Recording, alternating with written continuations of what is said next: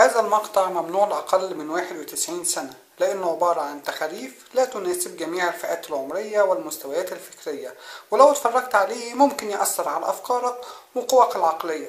يعني من الآخر بلاش تتفرج على المقطع ده، ولو ما عجبكش متوجعش دماغي، أنا واحد فاضي وبخرف. بلاش تخاريفي دي يكون ليها قيمة عندك، وبلاش تديها قيمة انشغالك فيها. وفر وقتك الثمين وروح اعمل حاجة مفيدة. كفاية عليك كده عشان وقتك خلص.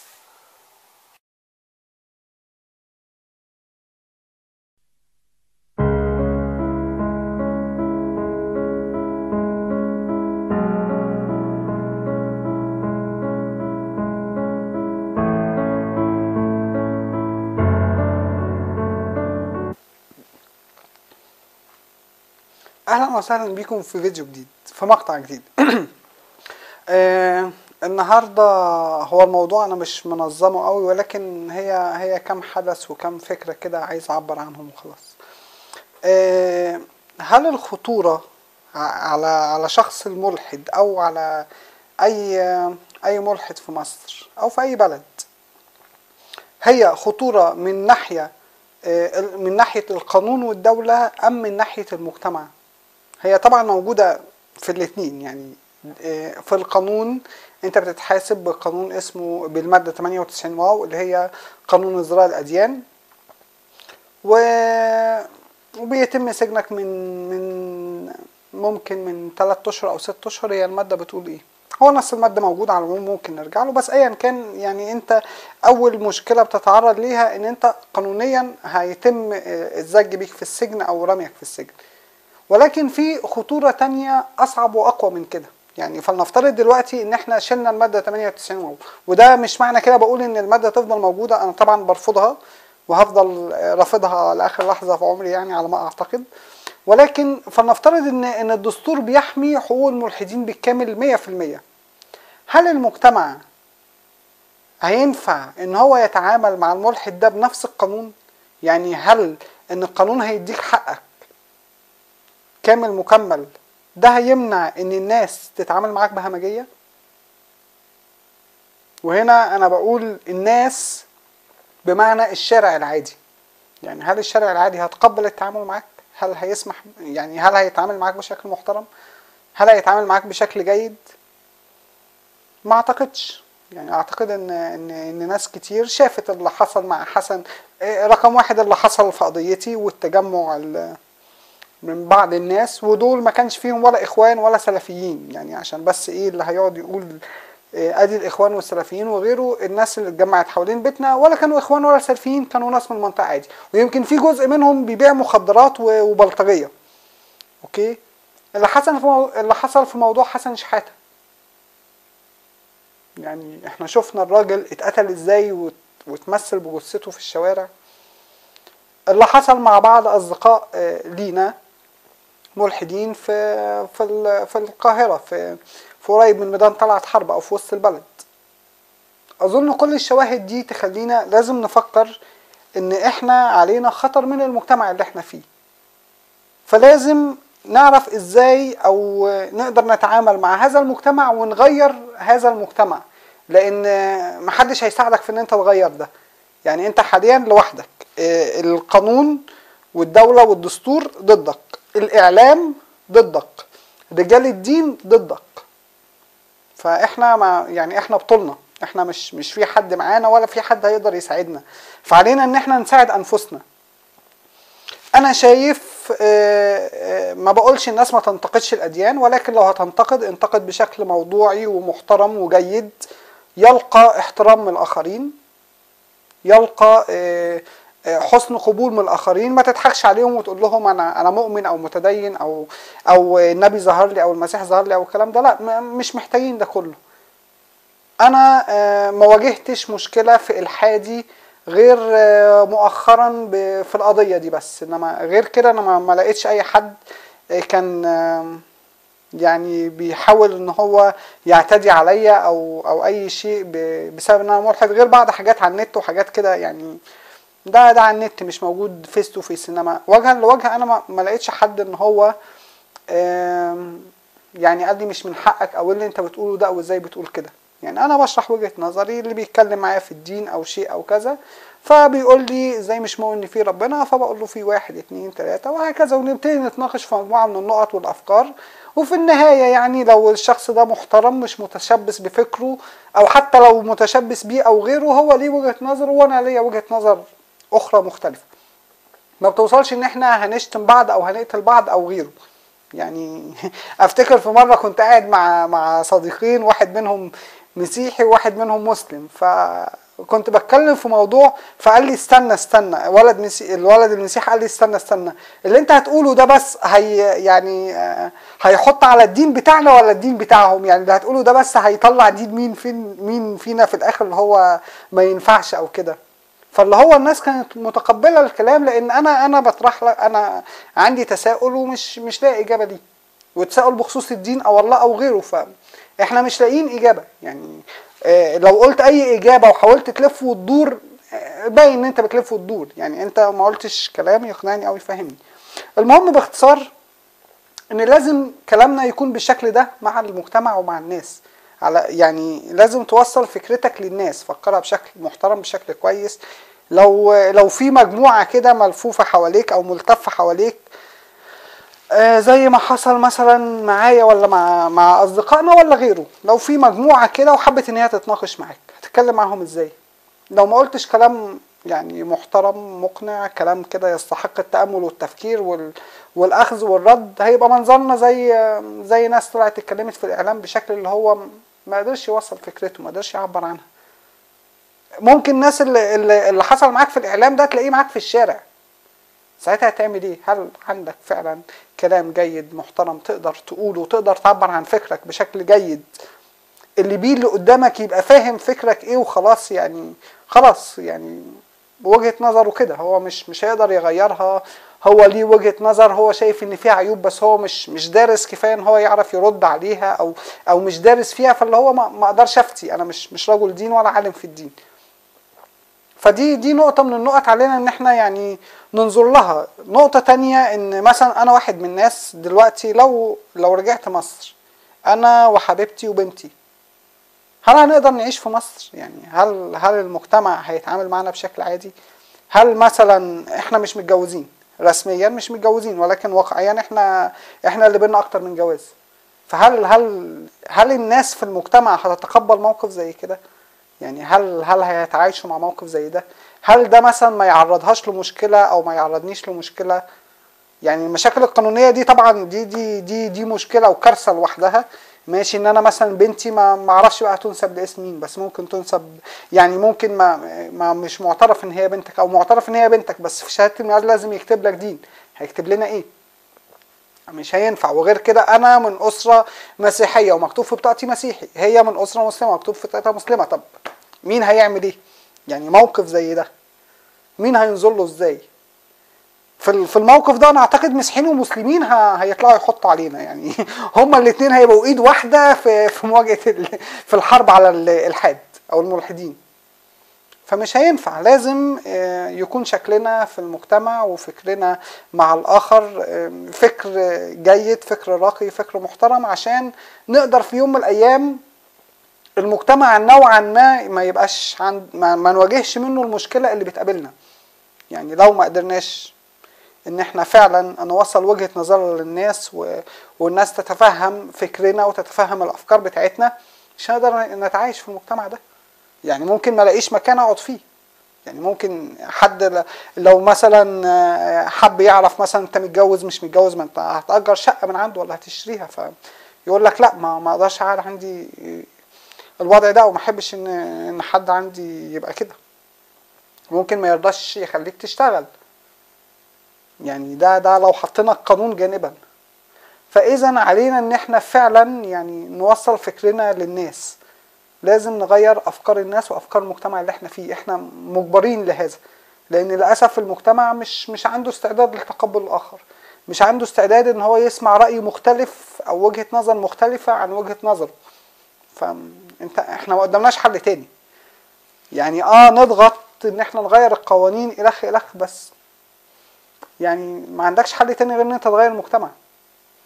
في اصدقاء اذا كانوا ملحدين ولا عمرو عبد الله ابراهيم الشيعي المعتقل هو واخد 5 سنين، يعني احنا مش قادرين نعمل لهم حاجه.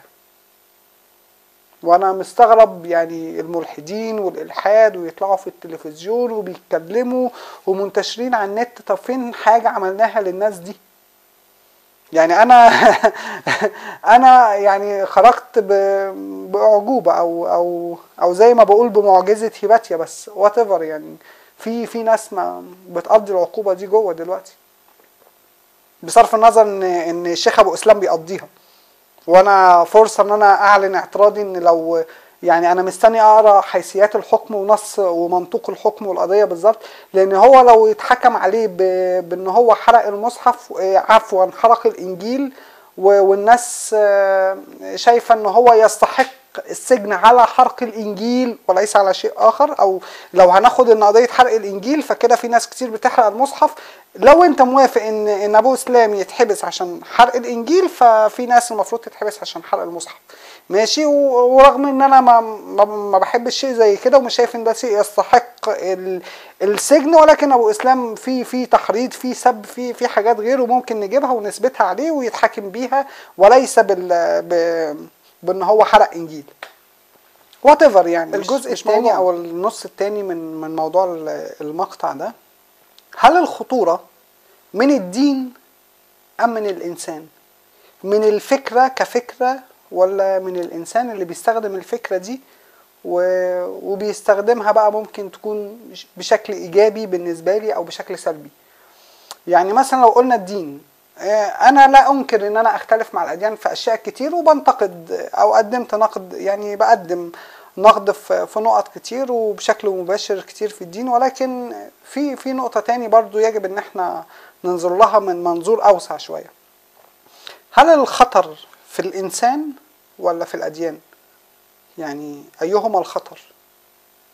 لو شايف ان هو في الدين فانا متفق معاك جزئيا، يعني ممكن اقول لك بنسبة مش 50%، يعني في حاجات كده على بعض محتاجة تتعمل احصائية، ولكن انا ما بنكرش ان الدين بيستخدم كسلاح ضد ناس كتير. في ناس كتير بتنصب باسم الدين، بتسرق باسم الدين، بتضحك على الناس باسم الدين، بتضلل الناس باسم الدين، بتقتل باسم الدين، بتعمل افعال سيئة وترميها على الدين او على الله او غيره، whatever يعني. متفق معاك في ده، ولكن في ناس بتقدر من الدين ده تصحح فكر ناس تانية او فكر ناس من اللي هم بيعملوا، يعني زي ناجح ابراهيم مثلا، هو بيرد على العنف والارهاب اللي هو من الدين، بيرد عليه بالدين. عندنا ناس كتير بتقدر من الدين ان هي تنشر تسامح، تنشر محبة، تنشر سلام، يعني ممكن يقدروا يستغلوا الدين في الموقف ده او في امور زي كده. يعني انا شايف ان الدين لو قصر استخدامه على مجموعة الافكار الراقية جدا دي، زي المحبة والسلام واحترام الاخر ونبذ العنف ونبذ الكراهية، انا شايف ان ده هيكون شيء كويس. بس طبعا الدين هيتم التخلي، هيتخلوا عن اجزاء كبيرة في الاديان وهيأولوا النصوص بتاعتها بشكل مختلف خالص عن معناها. لان مثلا في الاديان ما ينفعش واحد من دين يجوز واحدة من دين تاني، وحاجات كتير كده، في حاجات كتير كده في النص، يعني ايه على الناس المتدينة وبتاعت الدين ان هي ايه يعني تدفن الحاجات دي او مش تدفنها، يعني ممكن ايه تقول هي النصوص كده ولكن تفسيرها او احنا هنطبق منها او هنطبقها بالشكل الفلاني، انما مش هنفرضها على حد. ويعني كل انسان حر، حتى المتدين يعمل ده او ما يعملهوش، هو حر. فهنا الاديان هتكون شيء كويس، زي ما حصل في او بيحصل في اوروبا حاليا. يعني الدين ده يعني مش شيء بيلزم حد بشيء بحاجه، يعني كل انسان حر فيما يعتقد وما لا يعتقد، وما فيش حد باسم الدين يقدر يسيطر عليك، اذا كان شخص عادي رجل دين او اذا كانت دوله او حكومه او غيره. فده لو قلنا انه الدين، انا شايف ان الخطورة من الانسان مش من الدين. يعني ممكن لو حد فاهم الدين بشكل همجي ممكن برضو ناخد من قلب الدين بدون ما نقول له سيب الدين ده عشان احنا مش مقتنعين بيه وشايفينه غلط فعليك ان انت تسيبه لان هو بيوصلك لكده. احنا ممكن نستخدم شكل تاني ان احنا نقول له بص يا عم الآية اللي انت فاهمها دي فاهمها غلط، تفسيرها المظبوط المفروض كذا كذا كذا كذا، او في تفسير تاني ليها بشكل افضل وهو يعني 1 2 3. فانا شايف بكده يعني، وفي ناس كتير بتعمل ده. يعني في ناس كتير بتتساءل هل فرج فودة هو ملحد ولا مسلم ولا مسيحي؟ حسن نصر ابو زيد، فرج فودة، خالد منتصر، مين كمان، سيد القمني، مراد وهبة، في ناس كتير، في ناس برضو كانت بتفكر كده في باسم يوسف. انا مش موضوعي مين يعتقد بايه، كل انسان حر فيما يعتقد، وكل انسان انت عايز تعبد اعبد اللي تعبده، ما يخصنيش بتقدس ايه برضو ما يخصنيش، ومش محتاج اعرف ده ولا حابب اسمعه. يعني مش حابب انك تقول لي اول ما مثلا بنتعرف على بعض تقول لي انا ملحد او تقول لي انا مسلم او انا مسيحي، يعني هيزودني او ينقصني في ايه؟ يعني انت حر فيما تعتقده، ولا انت بتقوله لي مثلا عشان يعني انتقده مثلا، ولا بتقوله لي مثلا عشان اقول لك هي احنا ولاد معموديه واحده، احنا اخوه في الله، احنا اخوه في الالحاد. يعني ده شيء خاص بيك، يعني كل انسان تجربته الدينيه ده شيء خاص بيه وليه هو بس، مش لحد تاني. يعني انا مش محتاج حد يقول لي هو ملحد ولا متدين ولا بيعبد ايه، ولا انت حر فيما تعبده. في حاجات بتجمعنا كبشر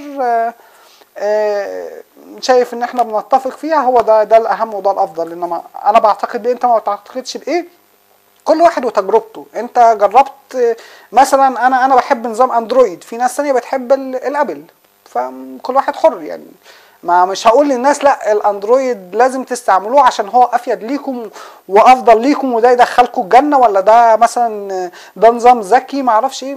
هو حر، هو حابب يستخدم ايه هو حر، كل انسان حر فيما يعتقده، ما يفرضش ده على غيره. وعلينا ان احنا نوصل للاخرين لكده. يعني انت برضو ما يجبش ان انت تفرض وجهة نظرك على شخص غيرك، او مش لازم تقنعه بوجهة نظرك، يعني مش بالعافية هيقتنع. يعني انت مهما هتحاول تغير وجهة نظري او فكرتي مش هتتغير. انا في وجهة نظري كذا، انا من تجربتي الشخصية مثلا لما اتعاملت مع كذا ما عجبنيش ما ريحنيش، فمش لازم تجربتك اللي هي انا ايه لازم اؤمن بيها. يا سيدي ده ينفع معاك ما ينفعش معايا. انا انا مثلا بحب بيبسي، يعني انا بحب بيبسي رغم ان هنا في سويسرا ما فيش بيبسي كتير، نادر جدا، بس مش موضوعنا. في ناس يعني بتحب كولا، مش هقول له لا البيبسي احلى ولازم تشرب البيبسي وهي البيبسي افضل وما اعرفش يعني مش هينفع يعني. ومهما حد يحاول يقنعني اشرب حاجه تاني او استخدم شيء تاني ده ما بيريحنيش، ده مش بيعجبني. فاهم؟ مش عليك ان انت تفرض وجهه نظرك على غيرك، يعني هو حر فيما يعتقد. انت شايف بيبسي بقى شركه معفنه زباله رمه اي حاجه، انت حر يعني كما تشاء. باختصار نرجع للنقطه الاساسيه، الانسان هو الخطر مش الدين. الدين ممكن تستخدمه بشكل ايجابي وبشكل سلبي، يعني ممكن تجيبه كده وممكن تجيبه كده، هو سلاح ذو حدين زي الفلوس زي الانترنت. ممكن من الانترنت، انا في وقت من الاوقات كنت جايب طريقه تصنيع قنابل وحاجات كده من الانترنت، وفي نفس الوقت ممكن اجيب منه ابحاث وبجيب منه ابحاث وغيره، بجيب منه حاجات علميه، بجيب منه سي وات ايفر، يعني اللي انت عايزه هتقدر تطلعه. فمش كل واحد يفرض وجهة نظره على شخص تاني. انت شايف الدين وحش انت حر، شايف الدين حلو انت حر، شايفه هو سلاح ذو حدين برضه انت حر. الانسان ممكن يستخدم الدين بشكل سلبي وممكن يستخدمه بشكل ايجابي. المشكلة في الانسان وفي افكاره وفي مبادئه، مش المشكلة في دينه. ممكن هو مثلا مش قادر يقول ان انا غلط، هو اتولد اتبرمج كده. في ناس مش تقدر تسيب الدين. يعني في عن تجارب شخصية بيني وبين ناس وكلامي مع الناس، فقالوا باختصار احنا يعني انا اتولدت، يعني في ولد من افريقيا قال لي انا اتولدت اتقال لي كده وفهمت كده وفهمت الدنيا بالشكل ده، مش هقدر اغير مفهومي. يعني دي خلاص ده اتبنى في مخي واتبنى في عقلي، مش هقدر اغير ده، مش هقدر ما افكرش بالشكل ده. فاللي هو يعني دي طريقه تفكير. لما سالته انت يعني، هو كان كل شويه بيتكلم بالدين وبالاسلام وغيره، وبيتكلم بالانجليش وحاجات كده، فبتكلم معاه بقول له انت ليه مسلم، يعني انت ليه مسلم؟ فقال لي انا اتولدت ولقيت كده وكذا وكذا وخلاص. يعني انا مش حابب اغير وجهه نظره، يعني انا قادر اغير وجهه نظره واقول له فيه وفيه وغيره، بس هو حر، هو اتولد لقى نفسه كده ومش هيقدر يغير ده. في ناس شايفه ان هي لو ادت مجال للشك، او ان هي ممكن بينها وبين نفسها تتردد في اشياء، ما مش هتقدر تعيش بشكل كويس، مش هيبقى مرتاح نفسيا. انا شايف الدين بيوفر لي نوع عاطفي معين وفكره نفسيه او مود نفسي معين، انا مرتاح له، انا مبسوط ان انا حاسس ان في اله بيرعاني، انا مبسوط ان انا بعد ما اموت هشوف قرايبي ولا غيره، ولا بعد ما اموت انا عارف في ايه، احسن ببقى مش عارف. فاللي هو في ناس كتير شايفه كده، يعني ده شيء هو وجهة نظره، هو حر فيها، مش هفرض وجهة نظر عليه. في ناس تانية بتستخدم الدين بشكل سيء، اللي هو لا انت كده بتكفر بربنا، انت ما تستحقش تعيش، لا ده ربنا اللي خلقك، لا ما اعرفش ايه. انا شايف المشكلة من الانسان وليست من الاديان. يعني الانسان هو اللي بيستخدم الدين بشكل سيء، ممكن يعمل زي حاجات غلط كتير حصلت باسم الدين. اذا هنقول مثلا انتشار الاسلام كان فيه فتوحات لان هو سياسة مع دين فغيره، فسبب مشاكل كتير، او الناس اللي بتفجر نفسها باسم الدين، او اوروبا في العصور الوسطى، ففي مثال سيء من الدين، وفي مثال برضو جيد من الدين، زي ما هنا في اوروبا الاديان تعتبر او الحاجات العباده والدين بيركز اكتر على الخدمات الاجتماعيه، فاللي هو يعني نوعا ما لقى مجال كويس يقدر ينتشر ويشتغل فيه، اللي هو بيساعد غيره، ما اعرفش ايه غيره، فاللي هو ممكن يقدم شيء كويس. يعني ممكن تستخدمه في الحالتين، وفي الاخر الانسان هو اللي بيحدد هستخدمه بشكل ايجابي ولا بشكل سلبي. هل الكلام اللي انا هقوله هعمل بيه شيء هيكون نتيجته كويسة ولا نتيجته سلبية؟ اللي انا هعمله ده نتيجته انا مدرك هي رايحة فين وعارف انا ماشي ازاي، ولا مش عارف انا ماشي ازاي وبعمل ايه؟ بس باختصار يعني الانسان ولا الدين. ممكن تكون شايف الدين خطر، انا متفق معاك ان هو في حالات كتير الانسان زائد الدين بيساوي whatever بقى، متخلف، ارهابي، قول اللي عايز تقوله. وممكن برضو يبقى بشيء عكسي. في ناس كتير في القضية بتاعتي وقفت جنبي، وحتى يومنا هذا هم أصدقاء. الناس دول طبعا بنسبة وتناسب المسيحيين والمسلمين في مصر، فأغلبهم مسلمين وقلة قليلة مسيحيين، ودول ناس أنا يعني بصراحة يعني بحترمهم لدرجة كبيرة، وحتى يومنا هذا إحنا أصدقاء، ويعني اللي بينا كتير. طبعا في ملحدين كده بس قله، برضه اقل من نسبه عدد المسيحيين اللي في مصر باللي انا بتعامل، يعني اللي بيني وبينهم تعامل جيد ومحترم، وبنحترم وجهات نظر بعض وافكار بعض مهما اختلفنا في وجهات النظر دي. فاللي هو معلش لو هتكلم بتجربتي الشخصيه هقول ان انا اللي شايفه من المتدينين افضل من اللي انا شايفه من ملحدين كتير.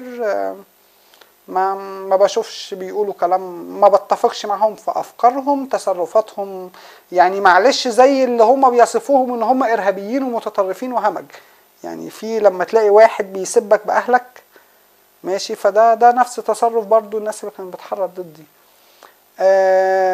لما تلاقي ناس بتقول عنك كلام مش مظبوط، او تتكلم كلام مش صح وغير محترم عنك، واللي هي بس وظيفتها ان هي تشتم شخصك، مش بتنتقد فكرة معينة انت قلتها، فده برضو كان نفس الناس اللي قالت نقتله عشان هو مش مآمن بأفكارنا ولا آلهتنا، فاللي هي نفس الموضوع. فالموضوع مش دين ومتدين ولا لا. وللعلم كمان الضابط اللي حرض المساجين على الاعتداء عليا في السجن كان مسيحي، يعني هو اتكلم معايا في الدين، طبعا اديته من منقي خيار، ولا بقى بيجيب من فوق ولا من تحت، فقال لي وحياة امك لربيك.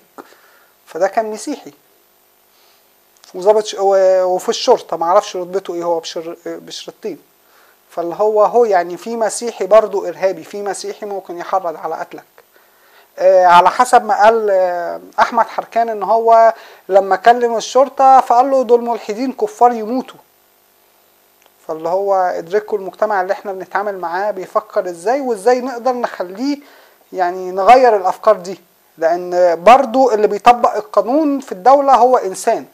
فلو ما عندهوش الفكر المحترم ده، حتى لو قانون بيجبره ان هو يحميه، وظيفته ان هو وظيفة رجل الشرطة ده ان هو يحمي الناس، فاللي هو ممكن ما يقومش بعمله لانه مش مقتنع بيه. فلو ما وصلتش فكرك للناس بشكل كويس وما قدرتش توصل فكرك وتدافع عن حقك بشكل جيد، يبقى هيكون مصيرك في البلد يا السجن يا الموت، يا اما هتعيش متعذب بين الاتنين ومهدد من الاتنين. فعلينا ان احنا نغير المجتمع اهم من ان احنا او ده بنفس اولوية، مش اهم، بنفس اولوية ان احنا نغير القانون طبعا لازم يتغير، ولازم يقر على حقي، ولازم الدولة تقوم بدورها تجاهي كمواطن زي اي مواطن.